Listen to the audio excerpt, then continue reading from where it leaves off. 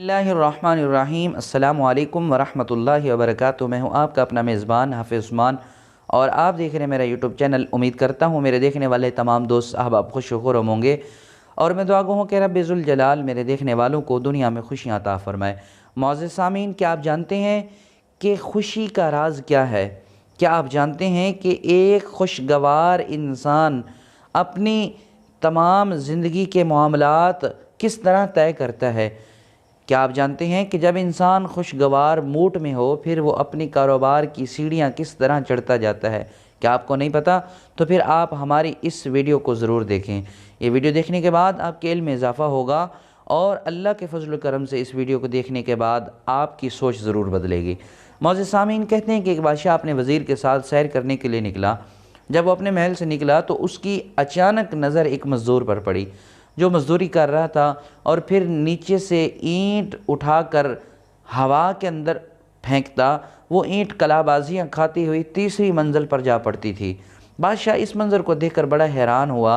अपने वज़ीर से पूछा कि वज़ीर, इस इंसान के अंदर इतनी ताकत है, ज़मीन पर खड़े होकर एक ईंट को ऊपर फेंकता है, वो हवा में कलाबाजियाँ खाती हुई तीसरी मंजिल पर जा पड़ती है, ये क्या राज है?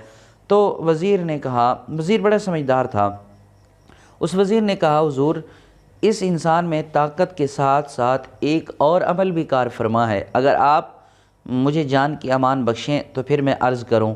बादशाह ने कहा, बोलो क्या करना चाहते हो, बोलो बताओ क्या कहना चाहते हो, कौन सा वो राज है?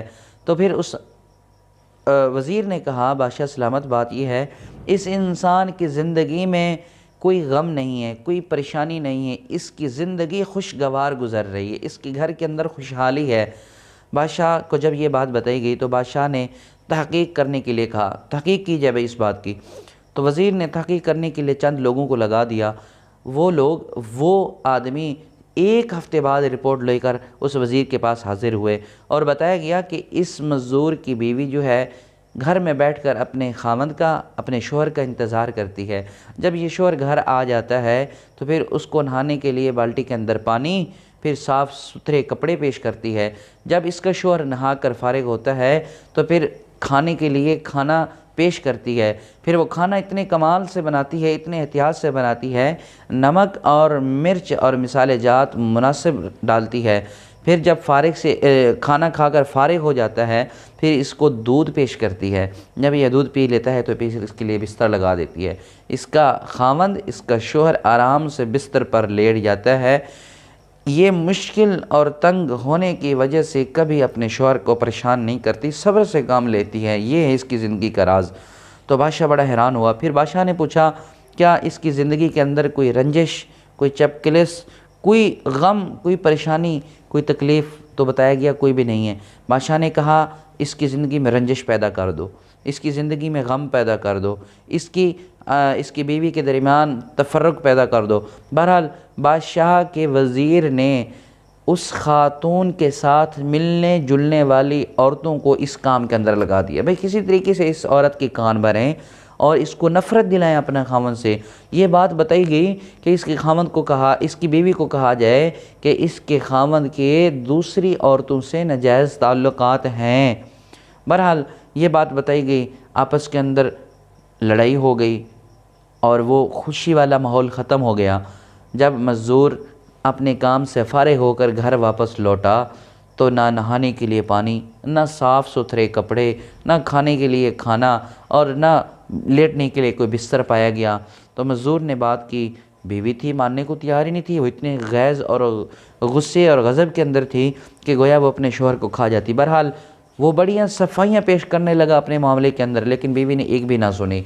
कुछ अर्सा गुजरने के बाद अब वज़ीर ने कहा, बादशाह सलामत, हमारा दिल करता है कि आज हम सैर को चलें और फिर हम उस मज़दूर का हाल भी देख कर आते हैं।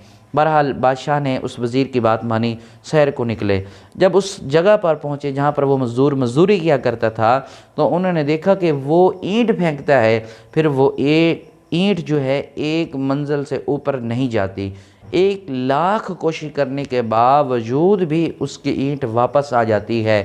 फिर بادشاہ کو اندازہ ہو گیا کہ میرا یہ جو وزیر ہے کتنا عقل مند اور دانا شخص ہے، یہ کتنی فراست والا ہے، اور یہ جان گیا بادشاہ کہ اس کے اندر طاقت نہیں تھی بلکہ اس کی اینٹ خوشی کی حالت میں اوپر جا رہی تھی، خوشی کی وجہ سے یہ اینٹ پھینکتا تھا، اس کے اندر اتنا دم تھا خوشی کی وجہ سے کہ اینٹ پھینکتا یہ اینٹ تیسری منزل پر جا پہنچتی تھی۔ بہرحال اس کی بیوی کو بتایا گیا، بھئی سارا یہ ڈرامہ کیا گیا تھا اور اس کو حقیقت بتائی گئی، پھر وہی خوشی، پھر وہی نہانے کے لیے پانی، پھر وہی کھانے کے لیے بہترین کھانا، پھر وہی لیٹنے کے لیے بہترین نرم و نازک بستر لگا گیا، پھر وہی اینٹ اچھالی گئی، پھر وہ اینٹ تیسری منزل پر جا کر پہنچی۔ عزیز دوستو، خوش رہنا ایک بہت بڑا زندگی کا راز ہے۔